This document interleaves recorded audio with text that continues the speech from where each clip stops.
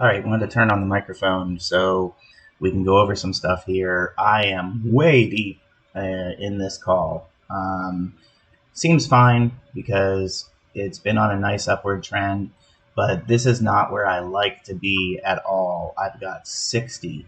But looking at some trend lines here, RSI on the 1 minute is up, but MACD is starting to look a little bit up, so that's not too terrible. MACD is definitely up on the 5 minute, and RSI is up on the 5 minute. So all the indicators are up, and we're at 680, and I need to be at 712 to get out of this.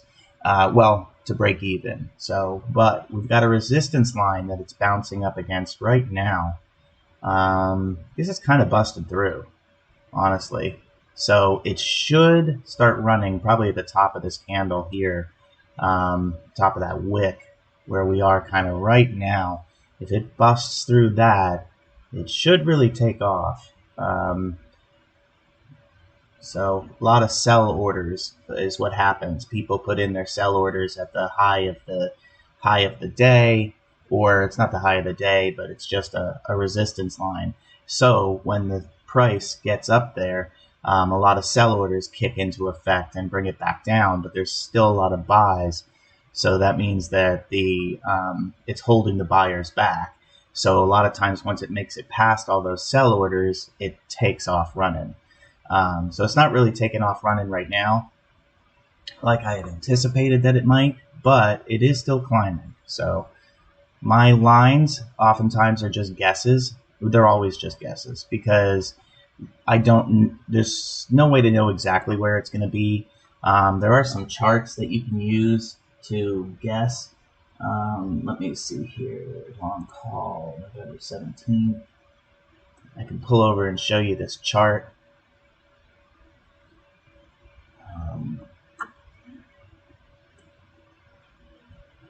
All right, and so here we are. Nope, that's my covered call. That's not it.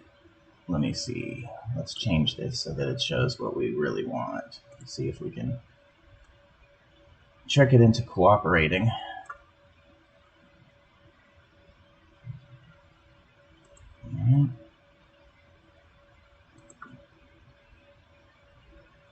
Sometimes have to deal with this type of thing in Active Trader Pro, and I called them once to get stuff fixed, and they did fix some of it. I need to call them again. Honestly, I don't think that it's a big issue. I think that I just need to call them to get it fixed. So here we are, the dark blue line. So the dark blue line, break even. It thinks, come on. When I'm recording, the screen moves slow.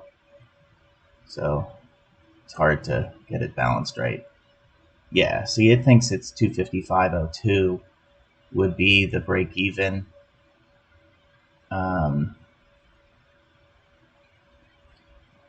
Right there as it passes through zero. Okay. All right, let's move this out of the way.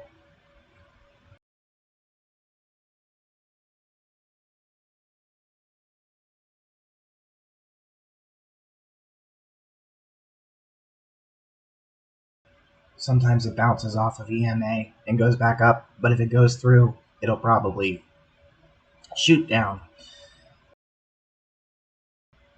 But it's Tesla, so it moves around quite a bit. That's why I don't tend to worry too terribly much about being in puts and calls. At the same time, and it's also why I buy them out a distance. I don't buy expiring today or expiring next Friday. These are October 13th. So I can hold them and wait for it to do what I want it to do. There are some other techniques as well that I can show you since it's clearly just not doing much right now. You can look at the options chain and see where it's going to end the day, pretty much.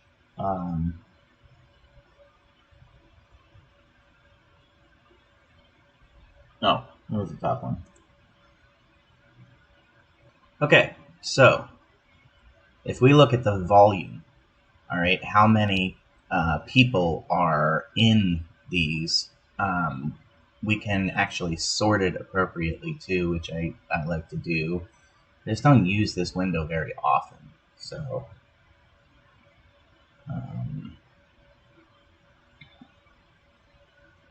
so I want to find this.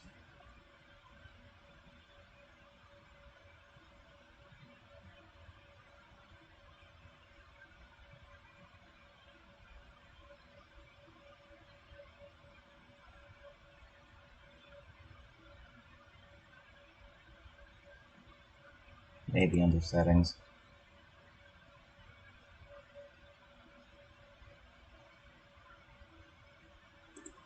All right, it doesn't matter. We can look at it and see what we need to see. So we've got October 13th.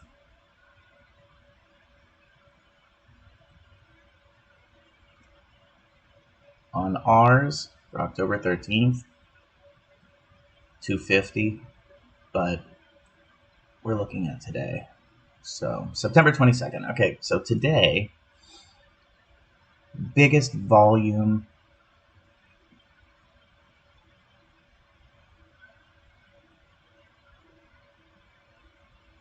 $18,905.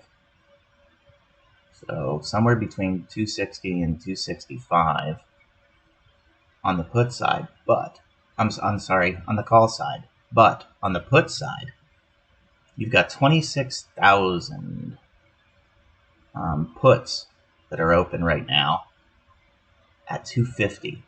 So people are probably going to be at the end of the day trying to drive this down to 250. Okay, and they're going to be meeting some resistance because of the 260 and 265 call people.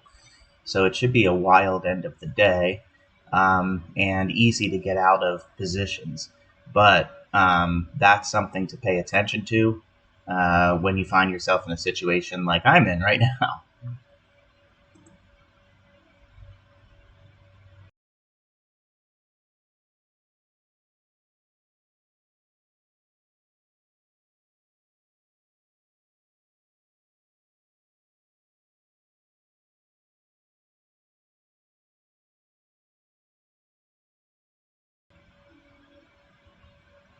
So if we stay in this trend, it might take another 10-15 minutes for the low to be there. But if it breaks down through that trend, it's probably going to take off because that's another thing that a lot of people watch.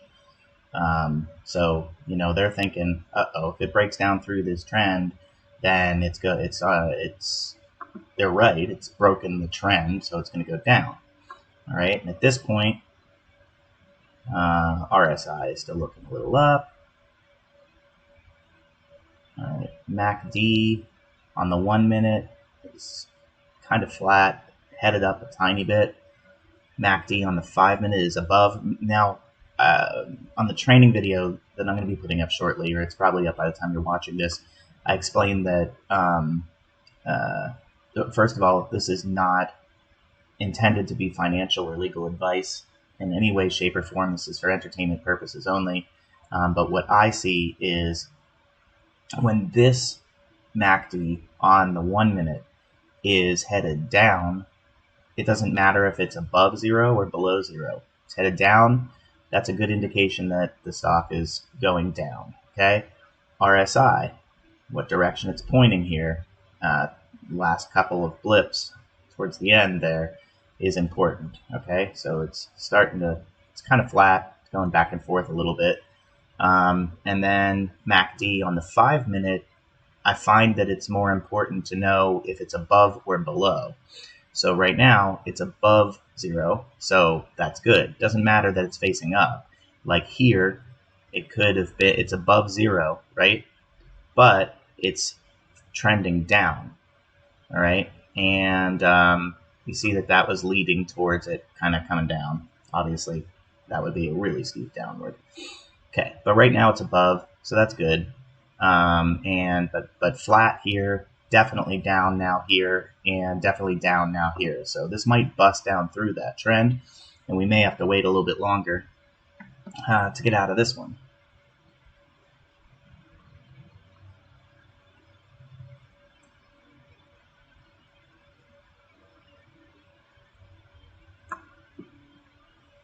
Another thing to notice is that EMA is right there. That's also a pretty decent support line. So we have a fair amount of support down there. Here's another thing that I watch. I watch what FINRA is doing. Okay, so sometimes FINRA is really driving a stock one way or another. So 255.44, 40, and I'm looking to see is FINRA driving it down or up? So 255. They're kind of fair. They're a little bit above, a little bit below. So lately they have been pretty fair. Um, However, I have seen many times where the orders coming through are just ridiculous. Um, 50 cents above or below. And that does direct it. Technically, FINRA's job is to facilitate orders. Um, Sometimes it seems like they're doing more than that. Okay, so we did break trend here. So it did come down below, but like I said, it hit EMA. This may be an indication that it is going to bust down through. I'm running low on my non-margin buying power since I'm in 70 different options right now. Otherwise, I would probably have my finger on the button here to get some different puts. Like I already have 10 puts, but I don't want to affect those right now. I would probably be looking at just getting a different date or a different strike price for puts and ride that, little trend if it happens. Uh, but it looks like Maverick's re-engaging here.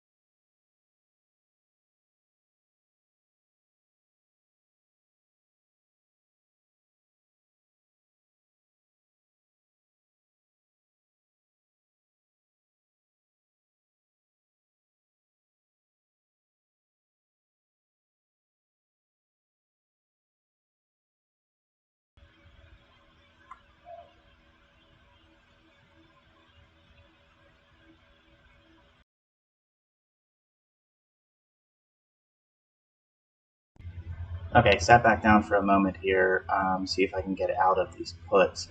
So right now, 11.18 is my average, and so I'm guessing right around there is the line. Seems to be coming down. My non-margin buying power right now is only 2,700, so I can't do much. So I had a order in because I'm leaving soon here for a flight. So I'm going to cancel the order on my puts. Every time I look 3 times because I don't want to make a mistake. I've done it before where I bought instead of sold, canceled the wrong thing, stuff like that. It's less fun than it sounds. So the puts, I have my automatic buttons set up down here, so I'm just going to click on buy 5 and then change it to 2. And I want to see if I can get them around 1050 or so. Here comes a 1050, 1050. Oh, 1060, sorry. So it's the ask that you pay. You always pay more and get less, right? So let's see if that creeps back up a little bit here. And then I can buy 2 more. And if it doesn't, and it comes down and makes us profitable, that's fine too. This would bring my average down to 1107, just buying these 2 at 1050.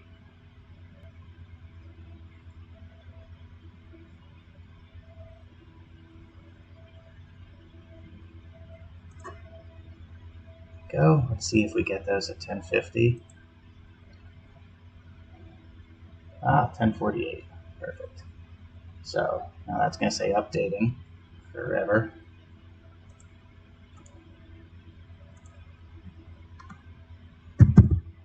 It only moves us about 20% closer, but this is just a guess anyway. Oops, that was too much probably. That's okay. It's hard to move these lines on here because the reaction's slow when I'm recording my screen.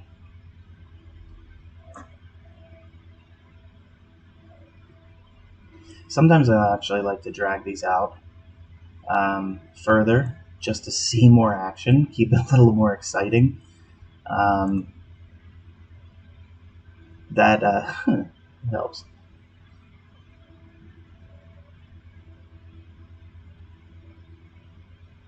$11.06, that brought our average down to. Nice. Okay, so we're still negative 500 at that point, so this line's got to go. Oh, it's moving the wrong thing. This line's got to go down.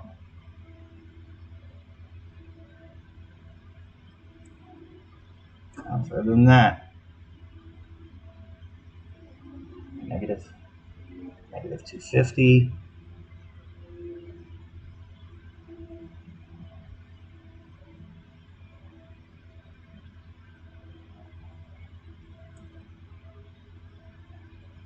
Just doing it again online.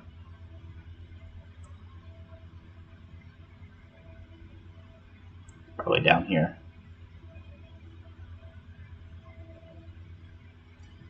A lot of volume, a lot of selling right there. Now remember, I am also still stuck in these calls. So I'm negative 9,700 on those, and they're pretty far out. So we've got $1.68 or something like that out on those. That's far. It's out that far outside. It probably means I'm going to be holding it till Monday or something. With it being a Friday, it could be pretty volatile. We're not sure what's going to happen. I may end up holding it for a lot of next week, which is going to slow me down because that's a lot of my buying power right there. $712 times 60, so $35,000, $40,000 tied up in this trade. So that is what I'm risking for this trade right now, but that's only completely at risk if Tesla were to go to zero. Then I would lose $40,000. That would undo everything I've done this whole month. But the odds of Tesla going to zero are pretty dang slim. I mean, you could have something like what happened with Twitter. Elon bought Twitter, and decided to make it a private company. So now anybody who holds shares in Twitter, I believe this is accurate. If you hold shares in Twitter, you still hold the shares. However,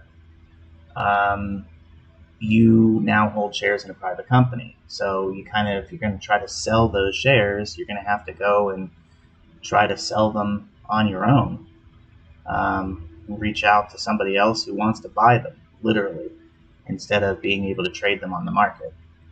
So that could affect the value tremendously of the shares too.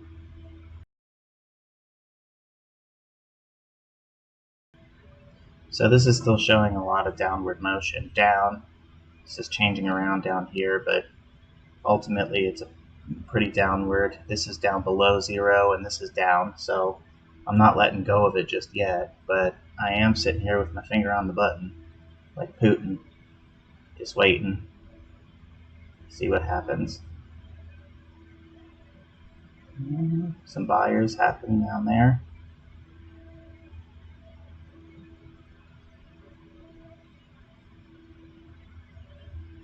See, it's trying to push up, but it's like really slow when it's pushing up.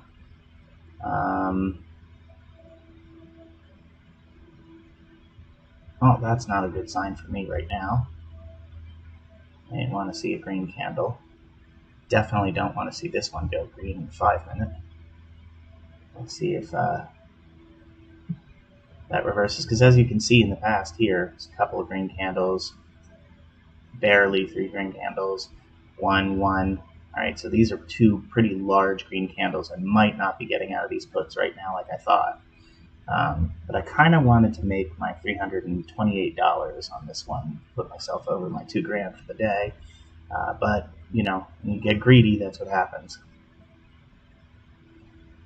Oh, I'd like to get out of these because that'll open up some more trading power for me so that if I get close to these calls, I can buy some more and get out of that. So you can see MACD is kind of trending upward, but it's still down below. So it's a bit of a mixed signal because it's not really a huge upward trend. RSI on the 1 minute's down. MACD is below on the 5 minute.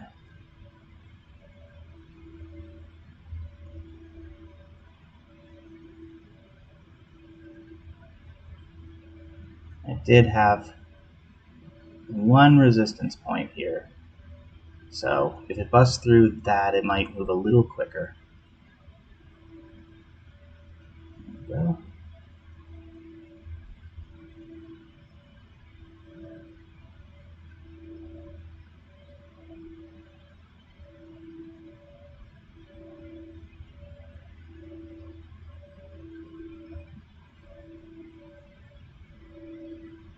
All right, I'm going to take it there because I'm not sure which way it's going now. It might keep going down. That's fine. I mean, I took what I took. I got my $2,045 for the day, and I have a sinking feeling I may have to wait a little while on these ones. So it all kind of just depends on, you know, how comfortable you are.